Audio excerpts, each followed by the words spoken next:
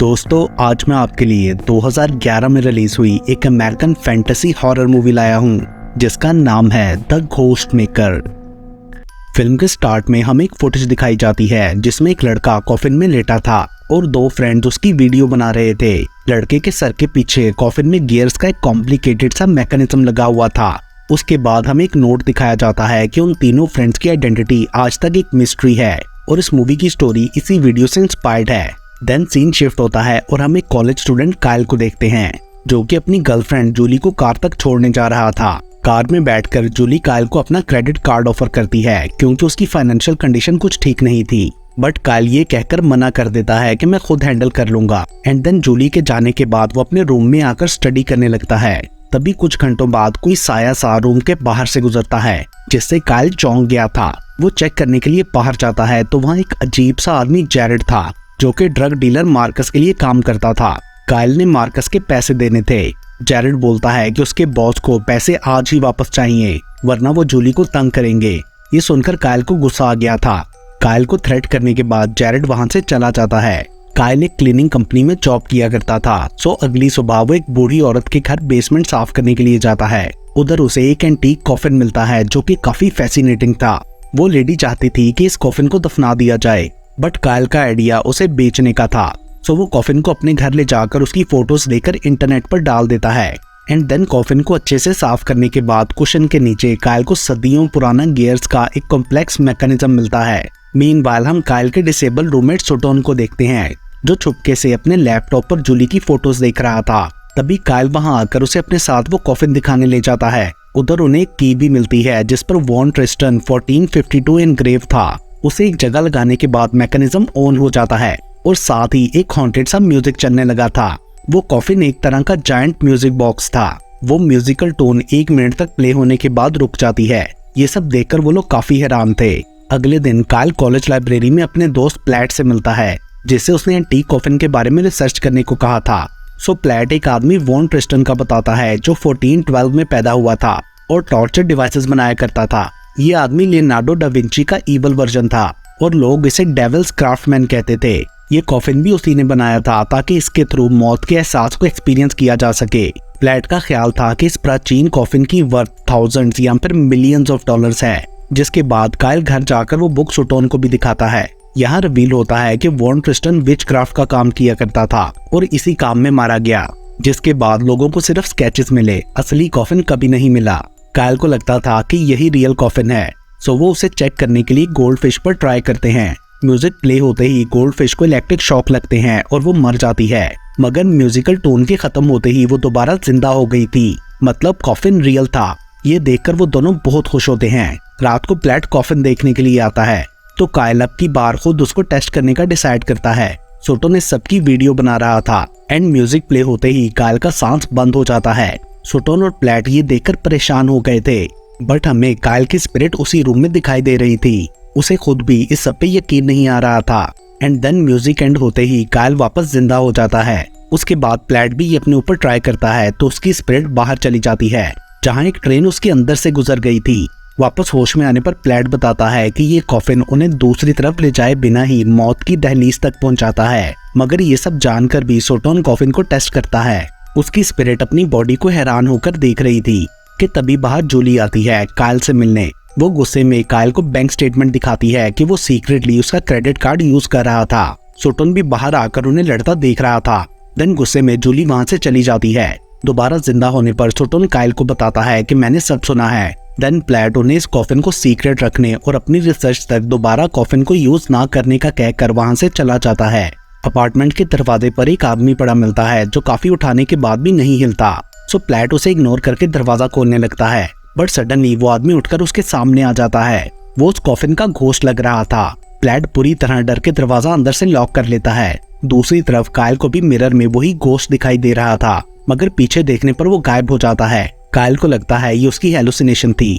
Then वो video call करके जूली से अपोलोजाइज करता है तो वो उससे 3 हफ्तों का ब्रेक मांगती है क्योंकि वो काफी डिसहार्ट थी। उसके बाद कायल दोबारा कॉफिन यूज करके गलियों में टहलने चला जाता है जहाँ एक ग्रोसरी स्टोर का ओनर अपने लॉकर में पैसे और पिस्टल रख रहा था और कायल ने उसका पासवर्ड देख लिया था। सो वापस होश में आने पर कायल उस स्टोर में जाकर पैसे और पिस्टल चुरा लेता है। पीछे से सोटोन भी सीक्रेटली कॉफिन यूज करके जूली के अपार्टमेंट गया था। अगले दिन उस घोस्ट मशीन के बारे में सर्च करते हुए प्लैट के नाक से खून आने लगता है, मगर वो इग्नोर करते हुए कायल को कॉल करके बताता है कि कॉफिन में प्ले होने वाला म्यूजिक सैटनिक होने की वजह से जज ने इसे बैन कर दिया था एंड प्लैट और रिसर्च के लिए उसे रिकॉर्ड करना चाहता था। देन रात को उनके घर जाकर वो कायल और सोटोन से पूछता है कि कॉफिन को यूज करने के बाद उन्हें कोई प्रॉब्लम तो नहीं आई, और खुद वो उस घोस्ट और नाक से खून आने का बताता है, मगर कायल इस बारे में कुछ नहीं बोलता और दोबारा कॉफिन में लेट जाता है एंड अनकॉन्शियस होते ही अब की बार वो मार्कस की वैन में गया था। मार्कस अपने आदमी को ड्रग लाने के लिए बोलता है तो कायल उसके पीछे जाकर वो जगह देख लेता है जहां वो लोग ड्रग्स छुपाते थे। कायल के होश में आने के बाद सोटोन कॉफिन में जाने लगता है तो प्लैट उन्हें दिखाता है कि वो टेस्ट वाली गोल्डफिश मर चुकी थी, बट सोटोन उसे इग्नोर करके कॉफिन में चला जाता है। वो अब की बार जूली के जिम गया था और वहां उसे शावर लेते हुए देखता है, बट उसको फोन पर कायल से बात करता देखकर सोटोन का मूड ऑफ हो गया था। दोबारा जिंदा होने पर वो झूठ बोलता है कि मैं मूवी थिएटर गया था। लेटर ऑन रात को उस रिकॉर्डेड म्यूजिक पर रिसर्च करते हुए प्लैट कुछ डिस्कवर करता है। अगले दिन जूली और कायल मिलते हैं और वो उसे बताता है कि मैंने तुम्हारे क्रेडिट कार्ड का सारा बिल पे कर दिया। ये सुनकर जूली और ज्यादा परेशान हो जाती है कि आखिर कायल के पास इतने पैसे आए कहां से।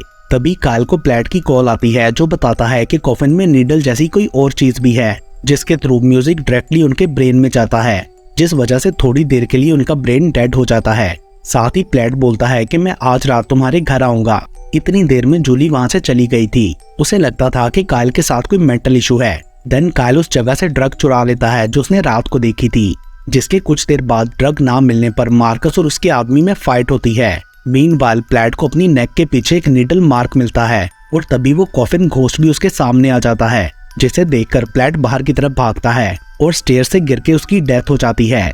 दूसरी तरफ कायल और सोटोन 1 घंटे से प्लैट का वेट कर रहे थे, बट वो नहीं आता। सोटोन के नाक से खून भी आने लगा था जिसे वो इग्नोर कर देता है। देन कायल दोबारा कॉफिन को यूज करने के लिए अंदर लेट जाता है एंड अब की बार कायल मार्कस की वैन में गया था जहां वो चुराई गई ड्रग्स की जगह जहरीली ड्रग्स बेच देता है, जिसे खाने पर एक जंकी आदमी तड़पने लगा था। होश में आने पर कायल नोट करता है कि सोटोन घर में नहीं है, बट वो इग्नोर करके उस जंकी की हेल्प के लिए जाता है जो कि मर चुका था। कायल उसके ब्लड से वहां मार्कस की वैन का नंबर लिख देता है ताकि पुलिस मार्कस को पकड़ सके। दूसरी तरफ सोटोन जूली के अपार्टमेंट में गया था। वो उसे अपनी फीलिंग्स का बताते हुए कायल का ड्रग बॉक्स देता है ताकि उसकी तरफ से जूली का दिल बुरा हो। साथ ही अचानक वो अपनी टांगों पर खड़ा भी हो जाता है, मतलब वो चल सकता था। उधर कायल को हेलुसिनेशन होने लगी थी। तभी पुलिस ऑफिसर वहां इन्वेस्टिगेट करने आता है प्लैट की डेथ के लिए, क्योंकि उसने कायल के लिए एक ईमेल की थी जिसमें उसने किसी चीज मतलब कॉफिन को डिस्ट्रॉय करने को कहा था, बट कायल बोलता है कि उसे कुछ नहीं पता। देन वो कॉफिन को डिस्ट्रॉय करने जाता है, मगर तभी सोटोन वहां आकर उसे रोक देता है। कायल उसे चलता देखकर शॉक्ड रह गया था, जिस पर सोटोन बोलता है कि मेरी डिसेबिलिटी इस कॉफिन ने ठीक की। एंड देन वो कायल को बेहोश करके कॉफिन के थ्रू जूली के पास चला जाता है और उसकी ड्रिंक में ड्रग्स मिला देता है और घर में चीजें बिखेर के दरवाजा लॉक कर देता है। जूली ड्रिंक पीकर बेहोश हो जाती है। दूसरी तरफ कायल होश में आने पर सोटोन के लैपटॉप में जूली की फोटोज देख लेता है। वो जल्दी से जूली को कॉल करता है तो वो किसी तरह उसे सोटोन के बारे में बता देती है। सो कायल पिस्टल लेकर उसके पीछे जाता है। उधर सोटोन की बॉडी को होश आ गया था और हम देखते हैं कि वो कॉफिन को गाड़ी में ले आया था। अब वो उसमें जूली को लेटाकर वहां से ले जाता है। जूली के घर पहुंचकर कायल को वहां कोई नहीं मिलता, बट जूली का जिम बैग देखकर वो समझ जाता है कि सोटोन उसे कहां लेकर गया। सो वो जिम पहुंचकर उन्हें ढूंढने लगता है। सोटोन ने जूली को बांध रखा था। कायल की आवाज सुनकर वो कॉफिन में लेट जाता है और आत्मा बनकर कायल को पीटकर एक रूम में लॉक कर देता है। एंटन जूली के पास जाकर उसे हैरेस करने लगता है। जूली उसे देख नहीं पा रही थी, सो वो बुरी तरह डर जाती है। उधर कायल वेंट के थ्रू बाहर आ गया था। तभी उसके सामने घोस्ट आ जाता है, मगर कायल बिल्कुल नहीं डरता और उसके अंदर से गुजर जाता है, जिसके बाद वो घोस्ट गायब हो गया था। देन कॉफिन के पास पहुंचकर कायल सोटोन की बॉडी को बाहर निकाल देता है और कॉफिन पर गैसोलीन डाल देता है जलाने के लिए। तभी सोटोन होश में आकर उसे आग लगाने से रोकने की कोशिश करता है, बट कायल ने शूट करके कॉफिन को आग लगा दी थी, जिससे सोटोन और ज्यादा गुस्से में आ गया था। वो कायल को छत से नीचे गिराने की कोशिश करता है, बट तभी जूली वहां पहुंचकर सोटोन को शूट कर देती है, जिससे उसका ध्यान हटता है और कायल ऊपर आकर उसे नीचे गिरा के मार डालता है। तभी वो घोस्ट, जो कि शायद डेथ घोस्ट था, सोटोन की आत्मा को ले जाता है और कायल जूली के साथ वहां से वापस आ जाता है। अगली सुबह पुलिस ने मार्कस और उसके आदमी को भी पकड़ लिया था।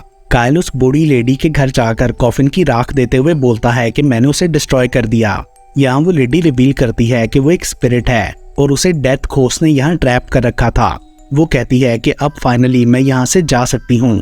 एंड फिर गायब होने से पहले वो काइल से कहती है कि अब वो अपनी पूरी लाइफ मौत को देख सकेगा। और इसके साथ ही ये मूवी यहीं पर खत्म हो जाती है।